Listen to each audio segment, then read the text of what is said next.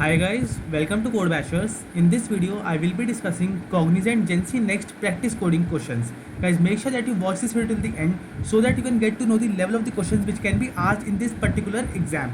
Guys, the role is Gen Z Next and the package they are offering is 6.75 LPA. So the level of the coding questions will be slightly on the difficult side. So make sure that you do not skip this part as well as the parts that will be coming in the future. This is part 1. I promise you that more parts will be uploaded on this channel in future also.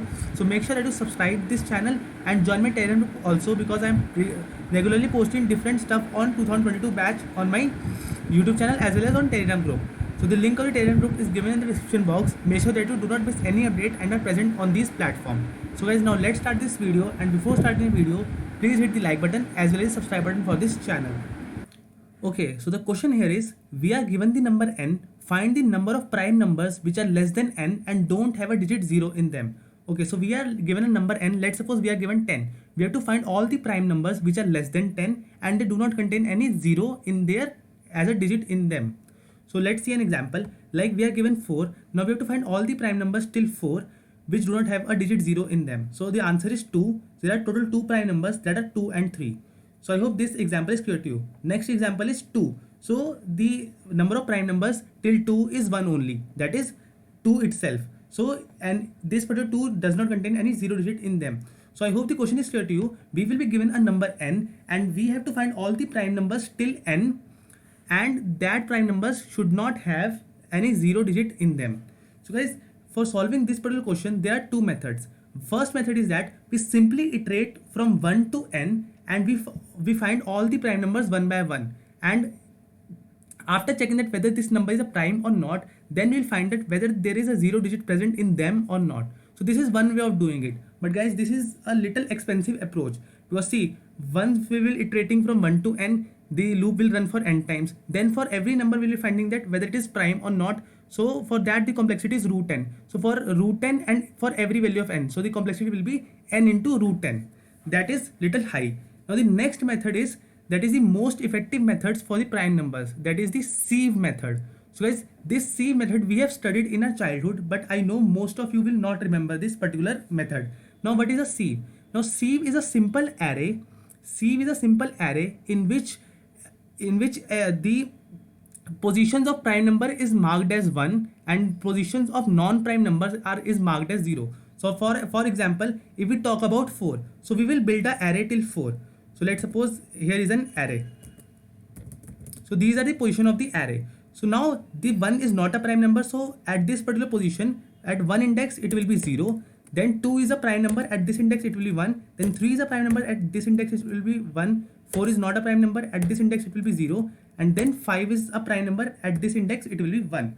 So here we will be forming a sieve at which at every position it will denote whether that position, that number is a prime number or not. So I hope this thing is clear to you. This is the method of sieve. Now you can study more about this method on Google, but I will be showing you the code that first how to form sieve and then what to do. So now we know that these are the indexes. So here first index, second index, third index. Now we will check that, see, till n these are the prime numbers, 2 3 are the prime numbers. Now what we'll do, for every prime number we will check whether it contains digit 0 in them or not. We will build a separate function whether it contains 0 digit in itself or not. So I hope this thing is clear to you. I have just explained the approach. I will be writing the code for the same line by line. So how we can break this question? First of all, we will have to form a sieve. What is a sieve? Sieve is a simple array in which every position denotes whether this particular number is a prime or not. And then once we have built a sieve, and the array size will be the number that is given to us in the question, that is 4. So array will be of 4 size, or you can say 4 plus 1 5 size because 0 index is also considered. Okay, now once we have find out all the prime numbers, now we will check that till 5, that the prime numbers that have come out of sieve, whether they contain a 0 digit or not. If they do not contain 0 digit, then we will simply do count plus plus, otherwise we will not do count plus plus. So I hope the approach is clear to you. Now let's see how to build a sieve. So I hope the sieve thing is clear to you. Now let's see how we will be building a sieve. So let's suppose we are forming an array. First of all, we have to take n as input. That is, we have to take n as input, that till which number we have to build this sieve, or you can say till which number we have to find that how many prime numbers are there which do not contain 0 digits. So we will simply do C in n. Now I have told you we have to build this sieve. So for building this sieve, what is a sieve? Sieve is basically an array. So we will do int ARR. It will be taken as size n plus 1. Why n plus 1? Because I have told you that every position denotes, every index denotes whether that particular index is a prime or not. So first index will denote whether 1 is a prime number or not. Second index will denote whether the 2 is prime or not. So similarly 0 index will also denote something, and we know that 0 is neither prime nor other number. So first of all we will initialize all these values with 0.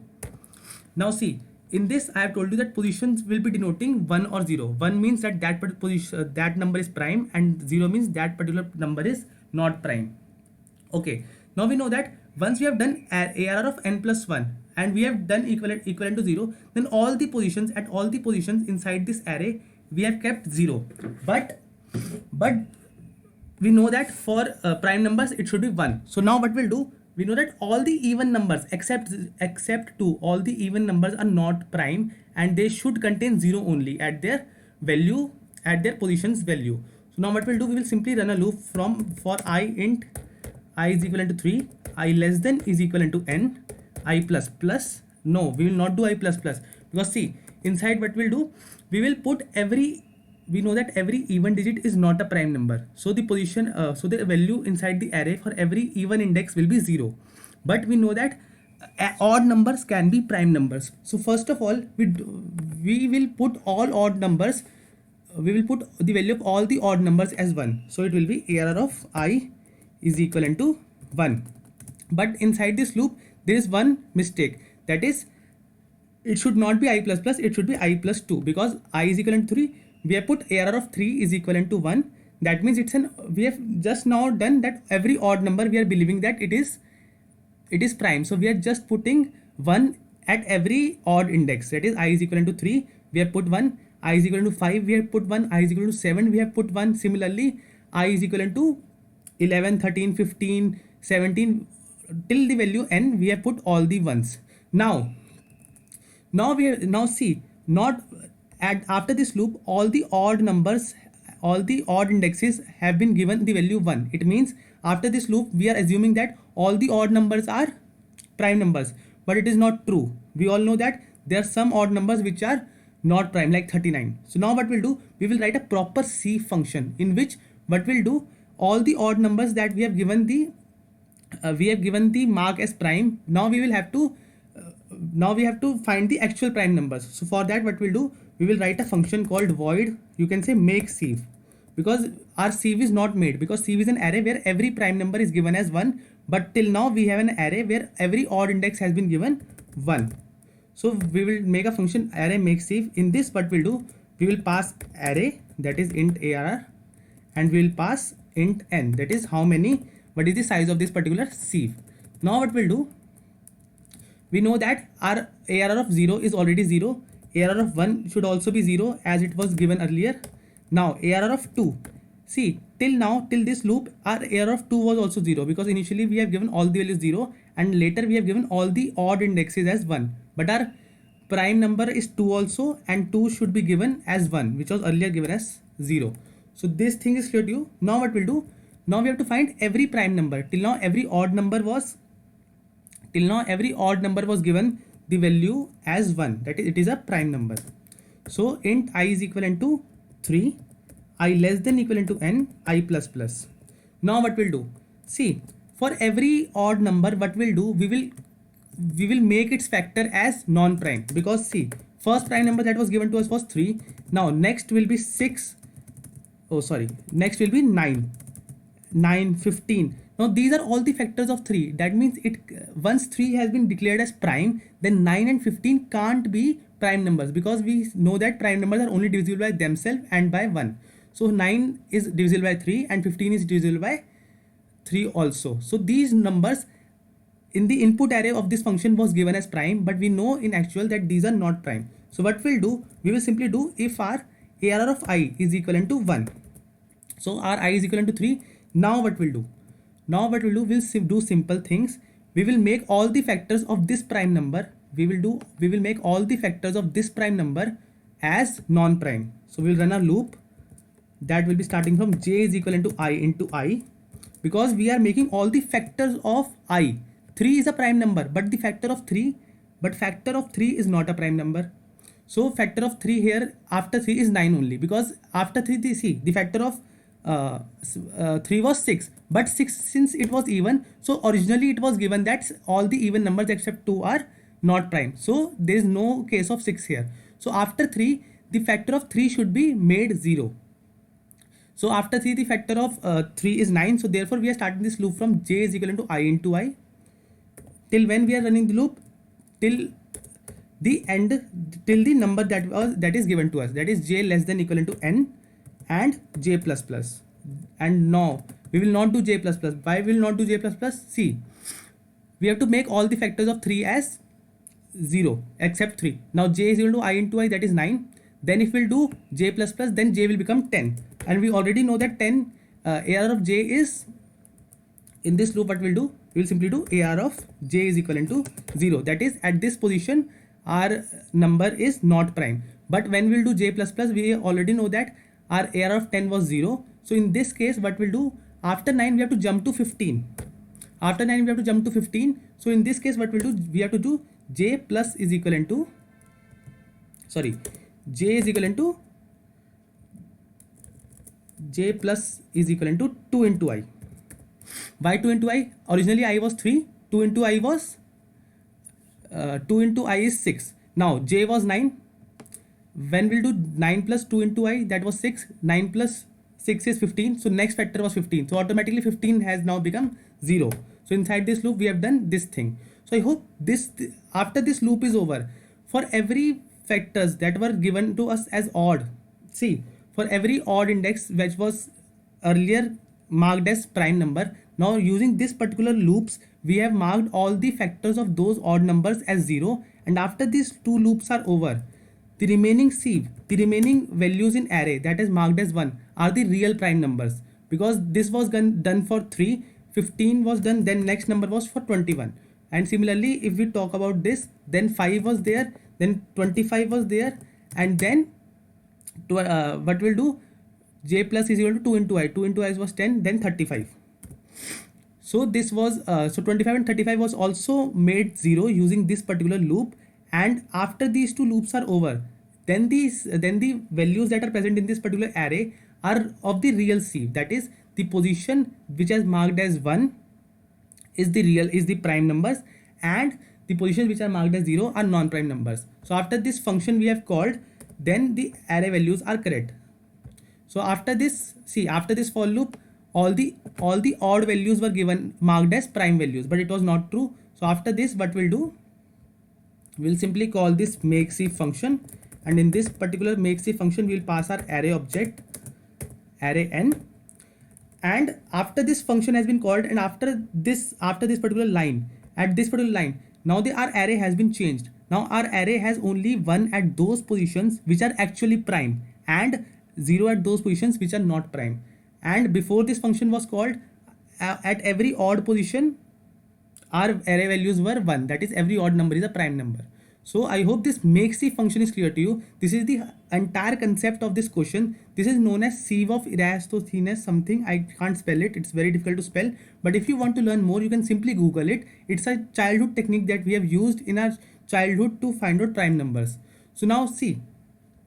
Now we have all, after this loop is over, we have all the prime numbers till the value n. And now what we have to return? We have to return the count of prime numbers till the value n, which do not contain 0 in them.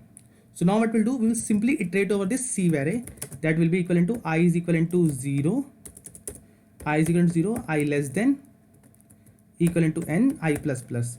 So this is the actual size of the sieve. Now we will check if our current ARR of I is equivalent to 1. It means that the current value is the prime number. Now we have to check whether this prime number, since it is less than 9, now we have to check whether this prime number contains 0 or not. So for that particular thing we can write another function, that is int helper. In this particular phase we'll pass the number and we'll check whether it contains 0 or not. So if it contains 0, if this particular thing contains zeros, we will return 0, and if it does not contain 0, then we will return 1. So what we'll do? We will do while our n is greater than 0. So if it is a prime number, we will call this function from here, that is helper function will be called from here, and in this we will simply pass our I value, that is whether this particular I is a prime number or not. So while our n is greater than 0, what we'll do, we will do int r is equivalent to n mod 10 if our r is double equivalent to 0. It means that this number contains 0. If this is the case, then we'll simply return 0 from here, and if this is not the case, then what we'll do, we have to do n is equivalent to n divided by 10. This is the entire concept of finding whether the prime number contains 0 in it or not, and if entire while loops run perfectly fine, we'll simply return 1 from here. Now either we are returning 0 or either we are returning 1 from this helper function. So we are returning 1 when this particular I, that is the prime number, does not contain digit in it, does not contain 0 in it. So now we have to, in the entire question we have to return count. So we will make a variable called count is equivalent to 0. Now what we'll do, once we are calling this helper function, we will simply do count plus is equivalent to helper. So this count variable will contain all the prime numbers which are less than n, and they do not contain 0 in them. So if this is the case, then this particular count will keep on incrementing on every prime number that has encountered in this particular sieve, and after this loop is over, we'll simply do cout count. That is, these are the number of prime numbers which are less than n, and they do not contain 0 in them. So this was the entire code. I hope the code is clear to you. You can, if certain things are not clear, you can simply go back for the video and watch these particular things again. So let me just run this for some test case. So for 4, it should give us 2. So I hope there are no errors in this particular code, and it will return us 2 only. So there is one error. Okay, 52, line 50. Okay, 50. Okay, so this was one error. Now let's just hope there is no more errors, and our code will run perfectly fine, because logic is correct, but there are certain, again 62. Okay, so here, so this was the last error. Now it will give us the correct answer. For 4, it should give us 2. Okay, so you can see that for 4 it is giving 2, and for 2 we have seen that it should give us 1, that only 2 is the prime number, that do not contain digit 0 in it. So for 2 it should give us 1, and let's just test it for last test, that is 10. We know that for 10 the prime number till 10 is 2, 3, 5, 7, and out of these 4 prime numbers, none of the prime numbers contain digit 0, so our answer should be 4. That there are total 4 prime numbers which are less than 10, and they do not contain any 0 digit in them. So guys, this was the entire concept as well as the entire question. I hope this question is clear to you. If the prime numbers question are easily solvable using this sieve method. If you want to learn more about this sieve method, please Google it, because out of 5 to 6 coding questions in Cognizant, there is a high probability of getting one prime numbers question also. So guys, thank you for watching.